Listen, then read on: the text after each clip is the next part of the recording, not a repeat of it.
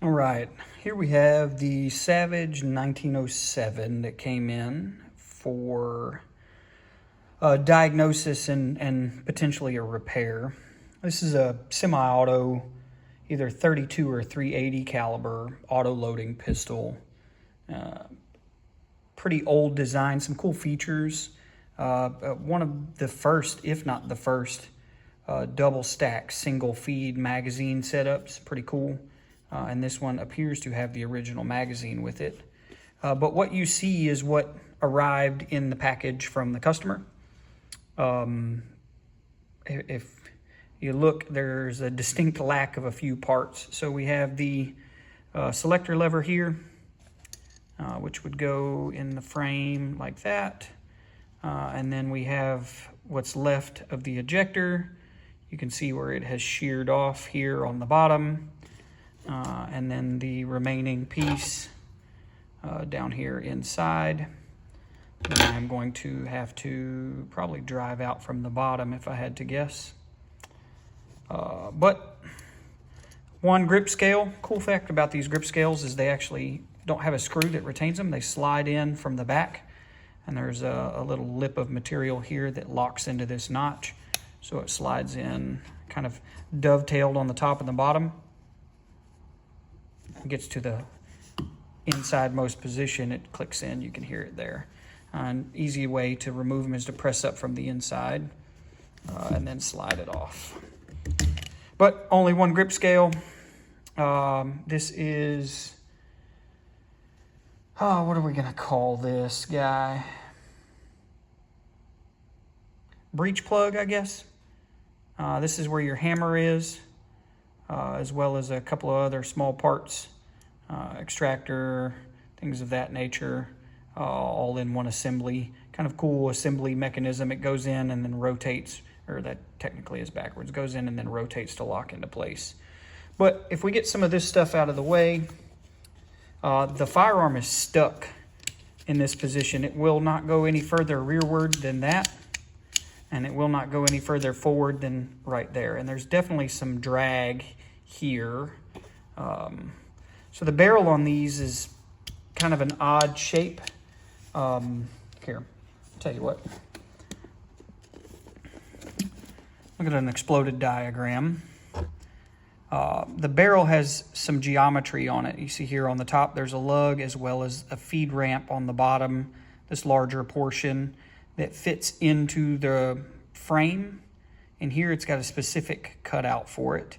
But also this notch on the top fits inside the upper portion of the slide in a specific location. It won't come in or go out unless it's indexed. So if you're thinking about it axially, if this is the top and the bottom, the top has to be to the top, can't be rotated off of north-south or it will not come apart. Like I said, the breech plug comes out of the back, it rotates and then comes out of the back, and then all of these pieces come out with it. The ejector is pinned into the frame. Obviously ours is not pinned in currently, it's broken. But if I had to speculate, this lug on the bottom of the barrel that is basically your feed ramp is cut into it here. This lug is probably not in the correct location, and it is probably interfacing with the back of the trigger here or the sear trip. One of these two pieces is, let me move this out of the way again. If we can get a look, lighting is going to be terrible, but if you look, maybe not. Don't have enough light. Right down in here is where the feed ramp and the lug is on the bottom of the barrel. Possibly, maybe. Nope, not going to work for me. You see the cutout on this side for the extractor, and then on this side down in the bottom portion in here is where that sear trip lives. But if we look, the back of this slide is in pretty rough condition. It looks like somebody got it stuck in its current location and then took a hammer to it trying to get it back apart. So I need to do a little reading. I don't work on a lot of these. This is actually the first one that has come in from what I can remember. But I don't know if there is a difference between the 32 barrel and the 380 barrel dimensionally, if the 32 barrel is smaller in diameter than the 380 barrel. But looking in the muzzle end, it would appear that the barrel that's supposed to protrude past the front, this is actually just the shroud. It's the slide has a shroud that goes all the way out to protect the barrel. The muzzle of the barrel should be visible right here, but all we can see is, let's see if I can find you enough light to see the spring, the recoil spring in there. And so it looks like it's a pretty snug fit. Obviously this 32 caliber slide should have a 32 caliber barrel. I'm kind of wondering if maybe it has a 380 barrel and it's the wrong size, or the feed ramp lug on the bottom of the barrel is the incorrect geometry, or if it is for some reason interfering with the trigger assembly, either the trigger. So there's a specific disassembly steps for this firearm. And if you go out of order, you can see that lug there. Get you a pointer. So this lug here is got the feed ramp in it, and then this is part of the frame. If that lug is interfering there, it may be in the correct spot looking at it. But you can, let me give you another point. This little guy right here is the sear trip, that little leg sticking up. And so either the trigger is up and won't allow the barrel to go back, or is on the opposite, has the barrel captured to where it won't come off of the front. So as it sits, this should just slide off of the front of the frame, and then the barrel will come out of it. And so somebody at some point, if we look, you can see hammer marks. Somebody at some point has taken a tool to this that they should not have. There's even some marks back here. See if we can get it apart and determine how bad a shape it's in and if it's going to be fixable. Howdy, howdy. Dealing with Huntsville guns. This may be part 2 of a video, or maybe a video all by itself. So I haven't really decided how I'm going to approach this one.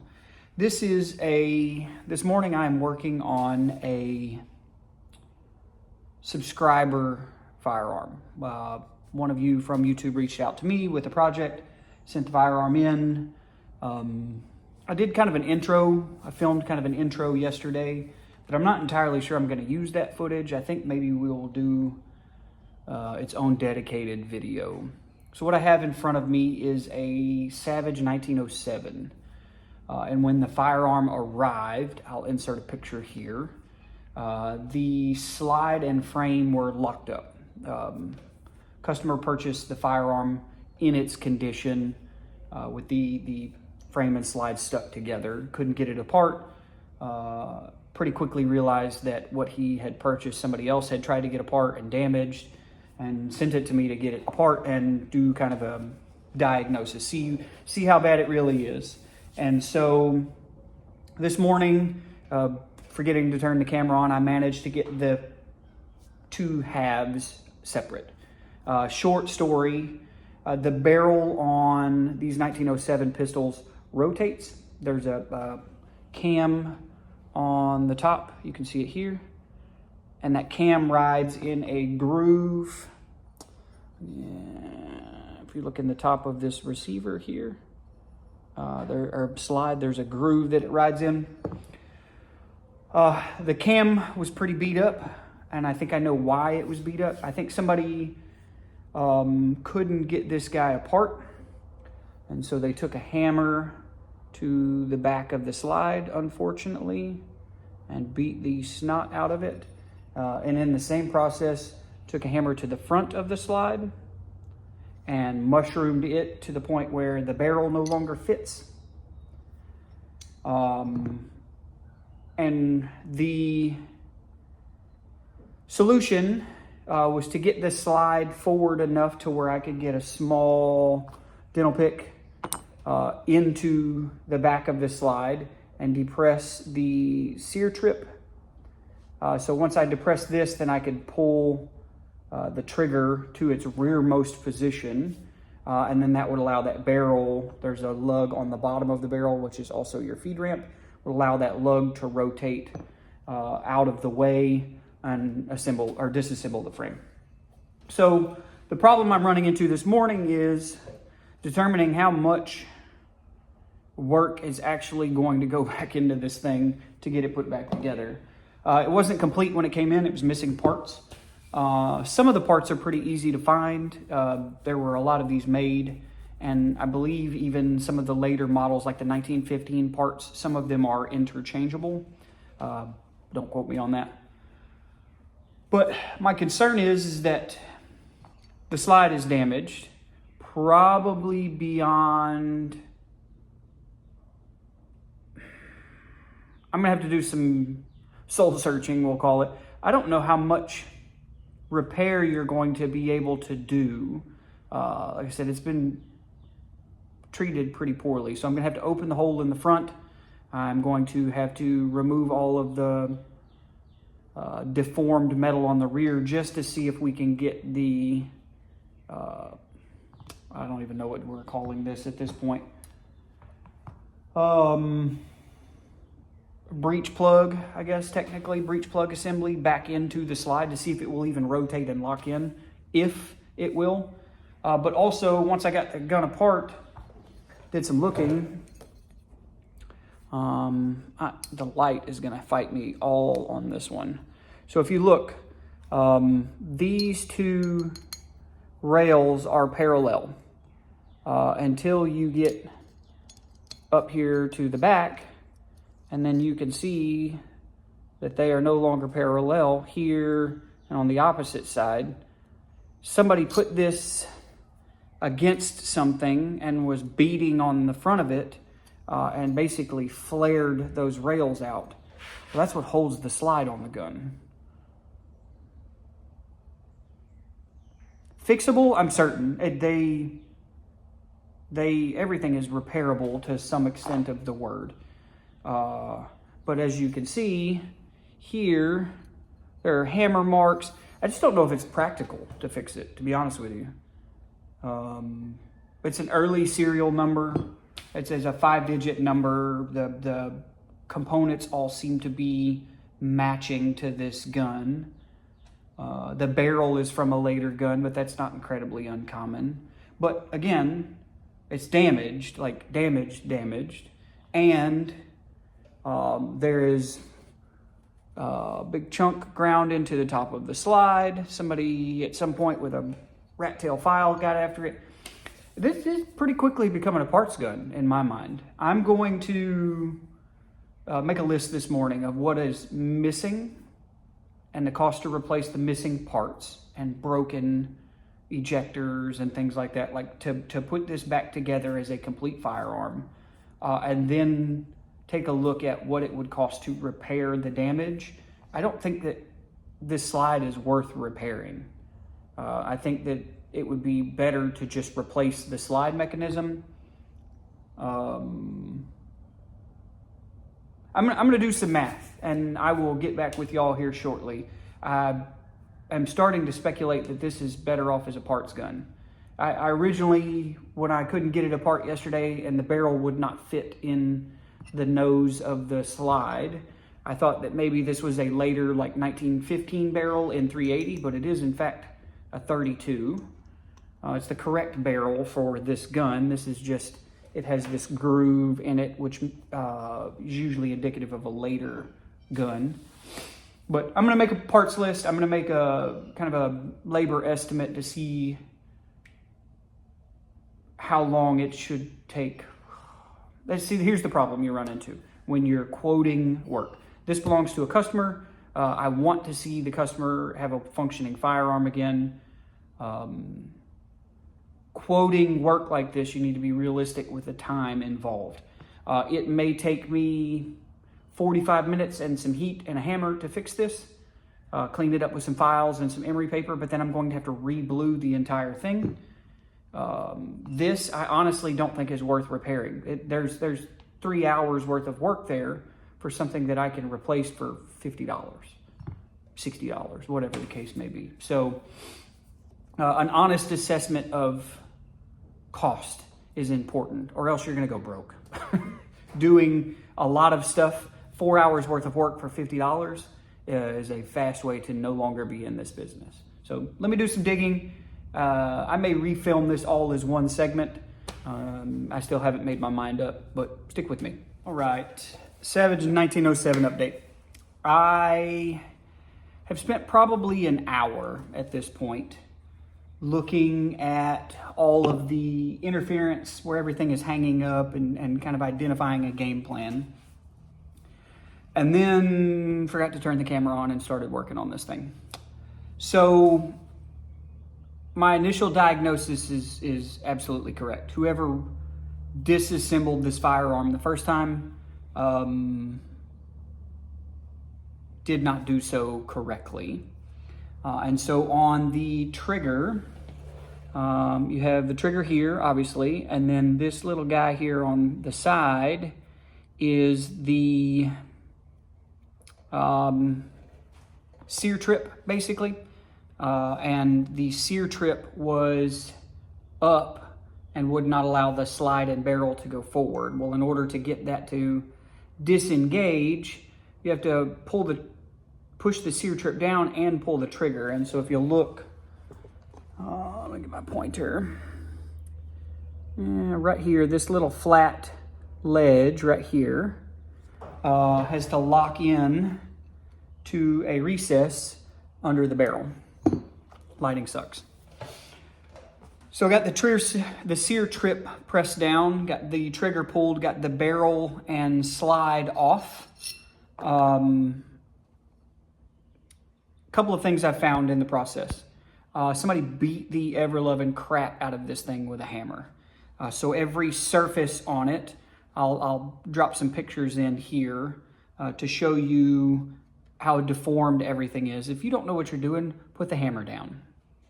Plain and simple. Send it to somebody like me, pick up the phone and call me and tell me you're gonna send it.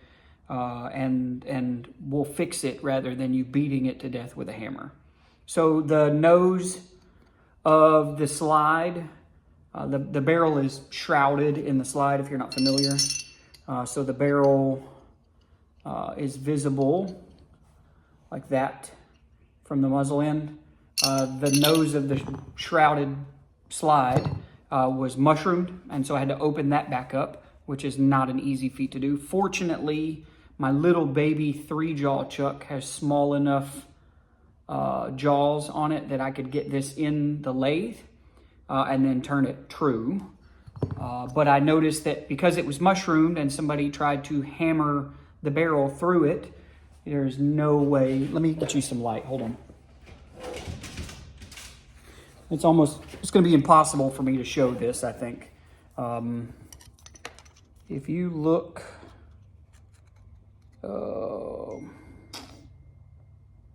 not going to be able to pick it up. The nose of this barrel is compressed, where somebody was trying to force it into that too small hole.